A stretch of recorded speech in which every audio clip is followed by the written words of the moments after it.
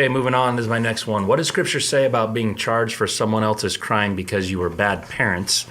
There was a school shooting recently where the parents were sentenced to 15 years, and I'm just wondering how Scripture addresses this issue. Okay, one of the things that you have in Scripture is that the parents aren't to be judged for a child's sin, and a child is not to be judged for a parent's sin.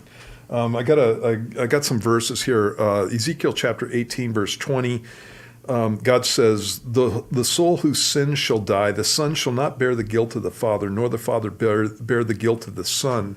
The righteousness of the righteous shall be upon himself, and the wickedness of the wicked shall be upon himself.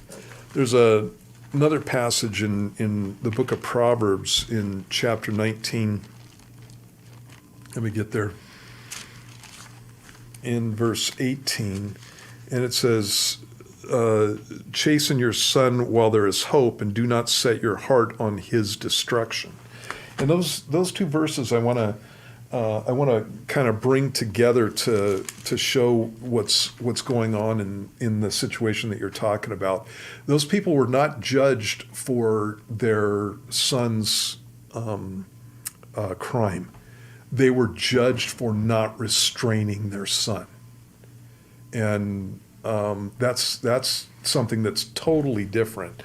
You know, when the Bible talks about our relationship to our children, it talks about the fact that we are accountable for the things that we're doing with our kids. One of the things that I think about in this kind of context is Eli and his sons Hophni and Phinehas. And you got like 2 or 3 chapters in the book of 1 Samuel where you see the you see the problem in Eli's family, and the guy did not restrain his sons. And so God not only judged Hophni and Phinehas, and he judged them with death, but he judged Eli himself in that situation, and it was because he refused to correct his children. There's another passage in Proverbs 23:13 that says, do not withhold correction from a child, for if you beat him with a rod, he will not die. You shall beat him with a rod and deliver his soul from hell. That's talking about corporal punishment. And what it's saying there is that if you will correct your children, then they will not be put to death. And the reason for that is, scripturally speaking, if a child was disobedient to their parents and was a drunkard and was just a messed up unit, what we would call a gangbanger type of situation, it was the death penalty for that. And so they could be put to death for these things. And so the point there in both those passages is that you need to train up your children. You need to discipline them while they're young.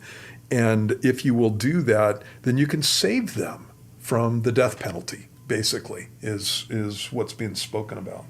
And when you have children who refuse to do, parents who refuse to do that, then they're culpable before God for that.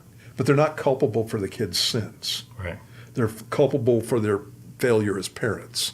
And it looks like that's the situation with these guys. In Ezekiel 20:18, it talks about the fact. Actually, I'm just going to butcher that, so I might as well just read it. So while you're turning there, there's a difference then in what you're saying between a child going out, exercising free will and sinning, being the parent's responsibility, versus that child's making pipe bombs in the basement and you're just walking by every day until he goes and blows up a school and you do nothing. Right. Yep. And so when you look in Proverbs chapter 20, or Ezekiel chapter 20, verse 18, God's talking about the people of Israel. And he said, I said to their children in the wilderness, do not walk in the statutes of your fathers, nor observe their judgments, nor defile yourself with their idols. I am the Lord your God, walk in my statutes, keep my judgments and do them. And God had stated that they were to honor their father and mother. And yet in this instance, God is looking at the situation with their father and mother and going, no, do not do the things that these people are doing. You need to be doing what I'm doing. And so this goes both directions. And ultimately what we're supposed to be doing is honoring the Lord in what takes place. And so, yeah, you take care of your kids. Every parent should read the story of Eli and Hophni and Phinehas.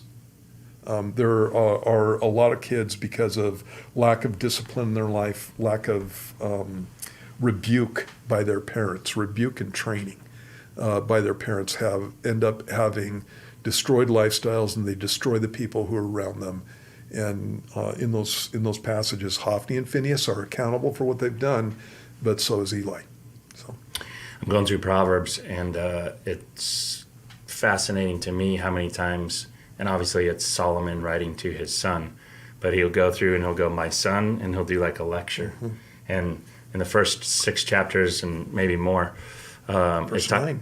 What's that? Verse 9. Verse 9 Yeah. is, hey, listen to your father and mother, listen to my commands. And it's like this teaching lesson, Right, yeah. father to son. Yep. And of course, a lot of the lessons are by experience because of Solomon's lifestyle. Right, And yeah. he's going, dude, I know by experience, you got to listen to me. Yep. And there's a thing Exactly. there for sure. Should Okay. have followed in his own advice. Yep. Yeah.